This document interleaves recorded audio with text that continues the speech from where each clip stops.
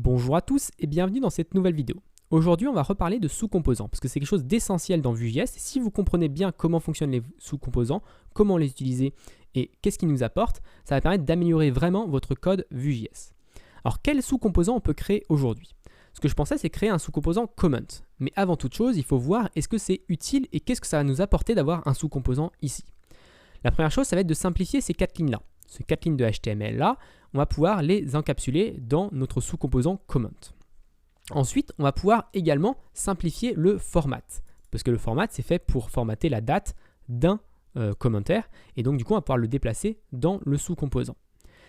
Autant la partie ici HTML, c'est pas très important, les 4 lignes, je m'en serais pas soucié, mais autant pour la date, ça va nous apporter vraiment quelque chose d'essentiel, ça nous permet de transformer la méthode en property computed. Alors, quelle est la différence entre une méthode et une property computed? Ça peut être un petit peu bizarre. En fait, une property computed, c'est calculé à partir des données. C'est quelque chose qui est calculé à partir des données qui sont présentes ici. On ne peut pas calculer la date actuellement en tant que property computed parce qu'on n'a accès comme données que à comments et à now. On n'a pas accès aux commentaires individuels. Alors que dans un sous-composant, on aura accès dans notre data et dans nos props, on aura accès aux commentaires individuels et du coup, on pourra utiliser une computed. Mais ça va être beaucoup plus clair quand je vais le faire juste après. Donc la première chose à faire, c'est de créer notre nouveau composant, donc un nouveau fichier qu'on va appeler comment.vue avec un template et une partie script avec le export default. Donc ça, c'est notre composant de base Vue.js. Une fois que ceci est fait, on va pouvoir commencer à déplacer certains codes. Donc je vais déplacer d'abord tout ce qu'il y a dans ce v-for et je vais le mettre ici. Alors il faut savoir qu'avec Vue.js, on n'a pas le droit d'avoir deux éléments à la racine d'un composant. Il faut obligatoirement avoir un seul élément. Donc pour ça, je vais créer un div tout simple et je vais mettre mes deux éléments à l'intérieur.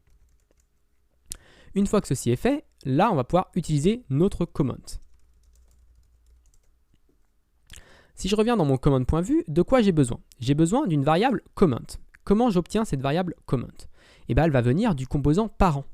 Donc ici, je vais devoir lui passer en propriété. Donc, je vais faire un :comment égale comment. Donc, le comment qui est présent ici, c'est celui du v-for. C'est la variable locale qu'on va passer au sous-composant. Et le :comment, ça va être le nom de notre propriété. Donc, le nom de notre propriété, on va le passer dans les props pour qu'on puisse dire à Vue.js qu'on accepte cette propriété et que c'est quelque chose d'autorisé. Une fois que ceci est fait, on va pouvoir commencer à déplacer d'autres choses. On a également besoin ici de la fonction format. La fonction format, elle est présente dans le composant parent et on en a besoin dans le composant enfant. Donc on va pouvoir la déplacer également. Donc je vais copier-coller ces méthodes et je vais les mettre ici après mes props. On voit également que la fonction format, elle a besoin de format distance et de la locale fr. Donc on va déplacer les imports, les deux imports qu'on a ici, on va les déplacer dans le composant enfant. On va en profiter pour supprimer le @seconds qui était là juste pour tester auparavant, on n'en a plus besoin, on peut l'enlever. Également, cette fonction format, elle a besoin d'un this.now. Alors là, on a deux choix. Et c'est là où on peut voir que les composants Vue.js, c'est pas si simple et que des fois, on a des questions quand même à se poser. This.now, on peut le créer ici dans nos data. Donc, on pourrait faire data return now new date. Donc, on pourrait faire quelque chose de ce genre-là. Mais on aurait besoin de dupliquer ça pour chacun des composants. En fait, il faut voir que si on a 1500 commentaires sur la page, bon, ça a peu de chances d'arriver, mais ça veut dire qu'on aurait 1500 dates now. Et même chose pour le setInterval, parce qu'on doit mettre en place également le setInterval toutes les secondes, réactualiser cette date. Donc on va faire ça 1500 fois toutes les secondes. Alors, effectivement, les navigateurs modernes sont parfaitement capables de faire 1500 fois une petite opération comme ça. Mais c'est quand même important de se dire que ça n'a pas d'intérêt. La date, c'est la date, et elle ne va pas changer en fonction du commentaire. Donc, autant la garder ici dans notre composant principal, on va dire, et de l'utiliser, de la passer en propriété également. Donc là, je peux faire :now égale now, et du coup, on va recevoir en props, avec comments, on va récupérer now. Et donc, du coup, je n'ai pas besoin de ces datas. Et ici, je peux quand même utiliser this.now. Donc comme ça, on ne l'a qu'une seule fois, on n'a qu'un seul setInterval, donc il n'y a qu'une seule opération qui est faite par seconde, et donc on gagne en performance. Même si dans ce cas-là, effectivement, c'est une toute petite goutte dans un océan de choses qui sont faites. Maintenant que ceci est fait, normalement, tout devrait fonctionner. Il ne nous reste plus qu'à importer notre comment, notre nouveau composant, notre nouveau sous-composant. Donc on va faire comment.vue et ici, le mettre dans les composants. Ici, on n'a rien à changer normalement. tout est bon, on a le now, on a le setInterval, on a le axios.get qui est normal. Et ici, normalement, on a tout fait bien.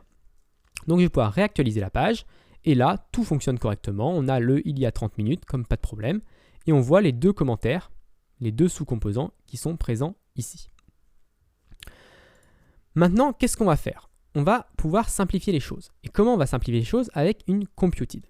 Alors en fait, ce n'est pas vraiment simplification au niveau du code lisible par nous, mais c'est une simplification au niveau de Vue.js. Il faut savoir que Vue.js gère beaucoup mieux les computed que les méthodes. Tout simplement parce que les computed, c'est quelque chose de plus simple que les méthodes. Pourquoi c'est quelque chose de plus simple? Parce que les computed, elles n'ont pas accès à des paramètres. En fait, il n'y a pas de paramètres dans les computed. Donc ici, si je crée une computed, par exemple diff for humans, hop, je ne vais pas avoir accès à des paramètres. Mais je n'ai pas besoin de paramètres parce que je peux directement utiliser comment, je peux directement utiliser this ici. Donc je vais pouvoir copier-coller cette partie-là. Et au lieu d'utiliser date en paramètre, je vais pouvoir utiliser this.comment.createDate. Et je vais pouvoir utiliser également this.now ici des propriétés. Donc on voit qu'au niveau du code, entre la computed et la méthode, ça ne change pas grand-chose. Pour l'utiliser maintenant, on n'a juste à pas utiliser format, on a juste à utiliser diff for humans. Donc ça peut être un petit peu plus lisible au niveau du code, au niveau du template, mais au niveau du script, on voit que voilà, c'est le même nombre de lignes, c'est la même complexité, il n'y a aucun problème à ce niveau-là. Par contre, au niveau de Vue.js, ça va lui permettre de faire des optimisations au niveau performance, etc.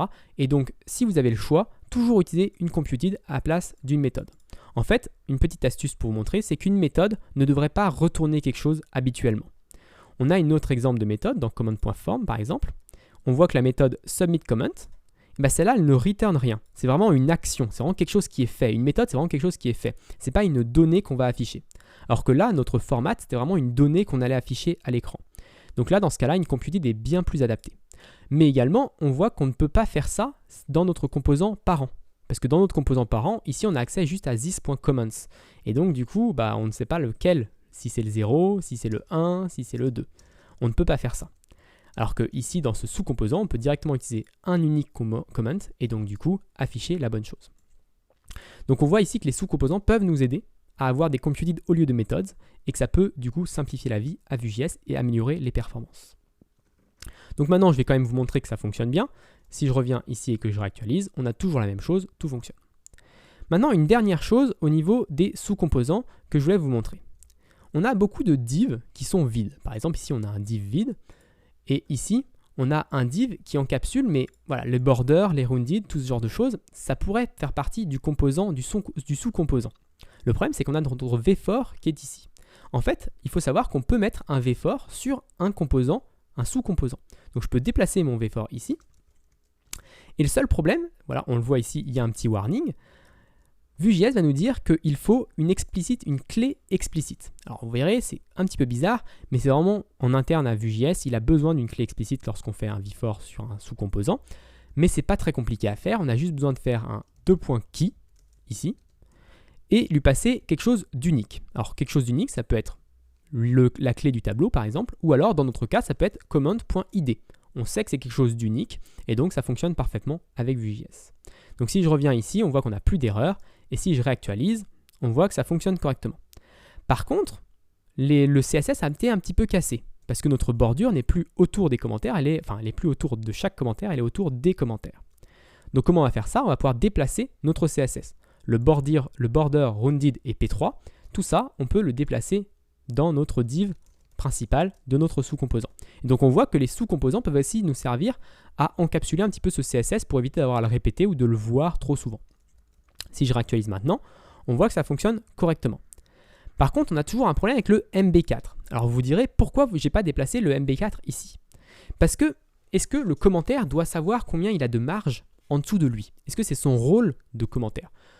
Il peut savoir qu'il a une bordure autour de lui, on peut savoir qu'elle est arrondie, il peut savoir qu'il a un padding, donc un espace entre la bordure et son texte, ça, il n'y a pas de problème.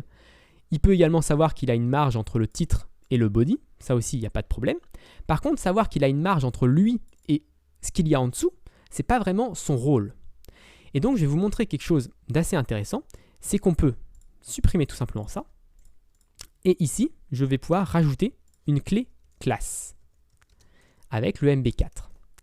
Et en fait, le Vue.js va être assez intelligent pour voir qu'il y a une classe ici, MB4, et du coup va la fusionner avec les classes qui sont présentes ici. Et c'est quelque chose qui est très pratique. Donc si je reviens maintenant ici et que je réactualise, on voit que ça refonctionne. Et si j'inspecte l'élément, on voit que j'ai un seul div avec le border rounded p3 mb4 comme j'avais tout à l'heure, c'est-à-dire les deux ont été fusionnés. Les classes du sous-composant et les classes du template parent ont été fusionnées. Et donc ça, c'est peut-être accessoire, on va dire, vraiment, on peut s'en sortir sans, mais c'est bien pratique de temps en temps quand on veut vraiment bien séparer les choses. Le MB4, ça n'a pas sa place dans le sous-composant, ça a plutôt sa place dans le composant principal, alors que le border rounded et P3 ont leur place dans le sous-composant.